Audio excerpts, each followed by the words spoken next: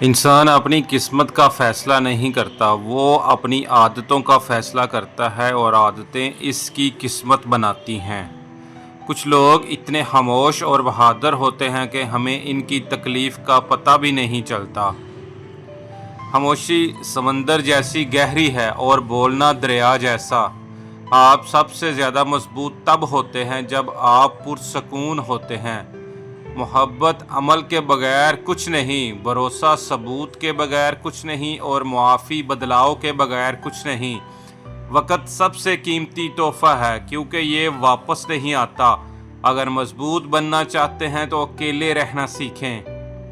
کچھ بھی کہہ سکتے ہیں لیکن ان کے کام سب کچھ بتاتے ہیں۔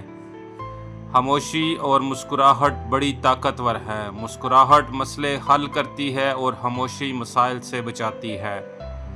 آپ کی زندگی میں بہترین شخص ایک ہی ہے جس کا نام یہ جملہ پڑھنے کے بعد آپ کے ذہن میں آیا۔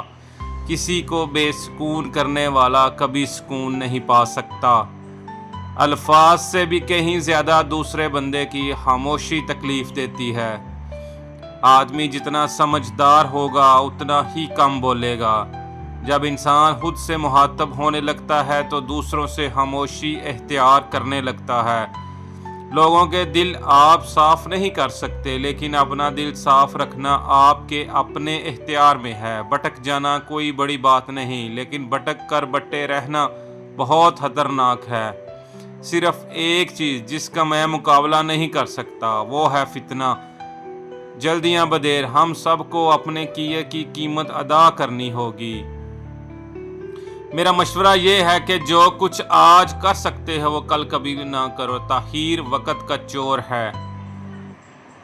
کوئی دنیا کو بدلنے کا سوچتا ہے لیکن خود کو بدلنے کا کوئی نہیں سوچتا۔